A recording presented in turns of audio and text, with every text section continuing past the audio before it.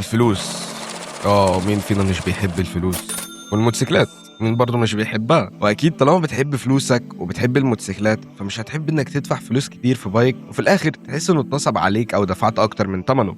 بس لا تقلق، انا جيت النهارده علشان احل المشكله دي. وبعد ما فات اكتر من 7 شهور على اخر فيديو عملته كنت برشح فيه موتوسيكلات، السوق اتغير وفي موتوسيكلات جديده نزلت وفي موتوسيكلات ما اتكلمناش عنها كفايه في الفيديو اللي فات.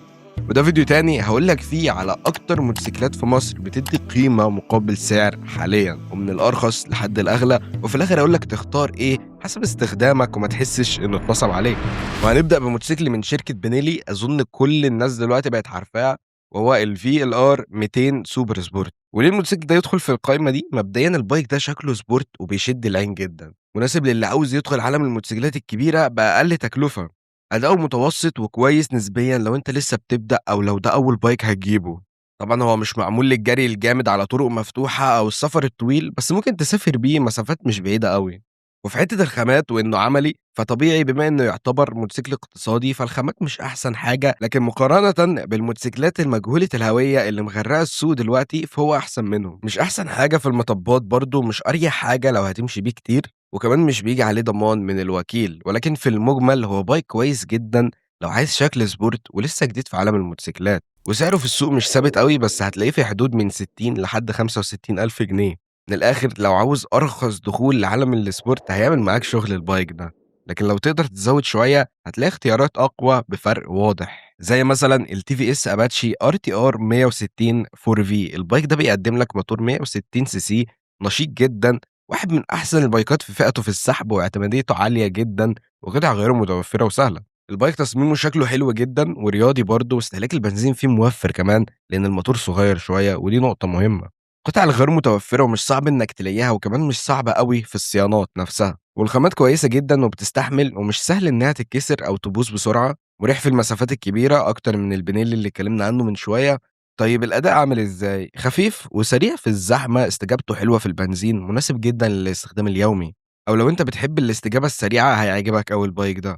عيوبه إن حجمه صغير نسبيًا، ولإن البايك ده بقى منتشر شوية فمش هتحس إنك مميز أوي وهو معاك. في الآخر لو عاوز موتوسيكل يُعتمد عليه ويكون اقتصادي ويعيش سنين من غير ما يشتكي، وكمان عليه ضمان سنتين من الوكيل، وسعره في حدود ال80,000 جنيه دلوقتي، ده من أحسن الاختيارات في السوق حاليًا. بس لو الدنيا مزهزهة معاك شوية فخلّيك للي بعده، علشان اللي بعده هو زونتس G1 200 سي سي الجديد. البايك ده كان موجود منه النسخة ال150 سي سي ونزّلوا النسخة الأكبر ال200. تصميم نيو ريترو مختلف جدًا عن أي حاجة حواليه، وفيه طابع من الموتوسيكلات الكلاسيك. شكله عمومًا مش هيعجب أي حد لإنه في الآخر أذواق، بس من أكبر المميزات في البايك ده الخامات المحترمة وإحساس البريميوم اللي أنت بتاخده معاه عن باقي الموديلات. مليان تكنولوجيا بالنسبة لفئته، فرامل ABS وتبريد مَيّة، والموتور بشكل عام اعتمادي إلى حدٍ ما. بتاخد شكل حلو وإحساس أعلى من السعر. الأداء مش أحسن حاجة لكنه مقبول، البايك تقيل في الوزن شوية فمش هتحس إنه خفيف في الحركة ما بين العربيات، بس في نفس الوقت التُقل ده بيدّيك ثبات على خط مستقيم كويس جدًا. موتور حوالي 200 سي سي مش هيجيب توب سبيد عالي أوي، لكنه مُرضي جدًا برضه. هو مش معمول للشد، معمول للستايل أكتر والراحة من الجري والأداء. زونتس شركة كويسة جدًا في الجزء بتاع الخامات والتكنولوجيا، فالبايك بييجي بشاشة ديجيتال كاملة فيها كل اللي أنت ممكن تحتاجه، وإضاءة LED محترمة جدًا وتفاصيل كتير مش موجودة في المنافسين. والعيوب إن قطع الغيار مش دايمًا أسهل حاجة إن أنت تلاقيها، وإعادة البيع أضعف من باقي الموديلات اللي اتكلمنا عنها، كمان مش أحسن اختيار للزحمة التقيلة بسبب حجمه التقيل، مناسب لشخص عاوز موتوسيكل شكله مختلف، مهتم بالشكل والتفاصيل، محتاج حاجة تحسسك إنك راكب حاجة أغلى من سعرها. سعره دلوقتي في حدود ال100,000 جنيه، بس لو بتحب بقى السرعة والجري يبقى اللي جاي بتاعك.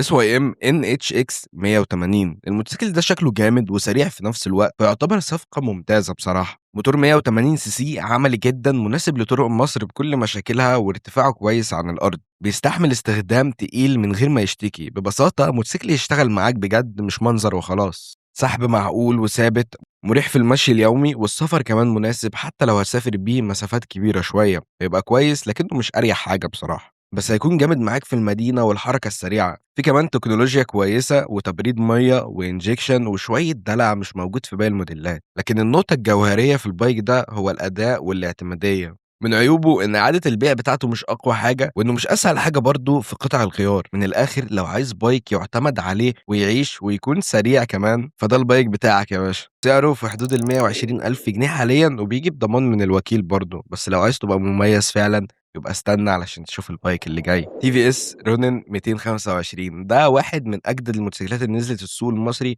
وكمان من أكترهم تميُّز في الشكل والتصميم. تصميمه مختلف نيو ريترو بس بجد بقى المرة دي، ومعمول للناس اللي بتحب التصاميم الريترو والكلاسيك، وبيدّيك راحة عالية جدًا في الركوبة. موتور 225 سي سي متوازن جدًا وحوالي 20 حصان وأداء مريح في كل الاستخدامات. سحب ناعم ومريح ممتاز جدًا في المدينة، ينفع سفر خفيف من غير ما يتعبك. هو مش هيكسب سباقات، بس هيكسب في الراحة والاستخدام اليومي. مميزاته اللي بتفرق وضعية ركوب مريحة جدًا، توازن عالي في السواقة، مناسب للمبتدئ والمحترف، شكله مختلف عن أي حاجة حواليه، وده اللي مخلّيه محبوب عند ناس كتير كall rounder أو بتاع كُلّه يعني. خامات ممتازة أحسن من منافسين كتير. العيوب بصراحة إنه مش رياضي ومش بتاع جري أوي، مش أقوى حاجة في فئته. من الآخر اللي بيدوّر على سرعة مش هيكون مبسوط بالبايك ده. البايك ده عاوز حد بيدوّر على راحة، على شكل، على استخدام يومي، حد بيمشي كتير وعاوز حاجة مريحة، شخص مش مهتم بالسرعة قد ما مهتم بالتجربة النهائية. وبييجي بسعر في حدود ال130,000 جنيه ومعاه ضمان سنتين برضه من الوكيل.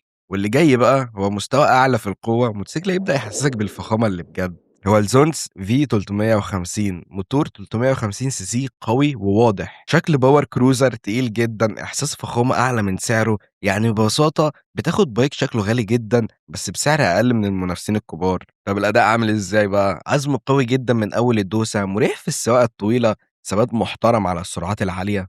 مش سباقات أكيد، لكن قوة وهيبة على الأرض. مميزاته اللي بتفرق بجد إنه تصميمه هجومي تقيل، تجهيزات حديثة ABS وkeyless وشاشة وآخر دلع بصراحة، وكل الpackage ده بيدّيك إحساس premium مقارنةً بالسعر. العيب بصراحة إنه تقيل في الزحمة ومش هيكون عملي لكل الناس. استهلاك بنزين أعلى من الفئات الصغيرة، طبيعي يعني لإن الموتور أكبر.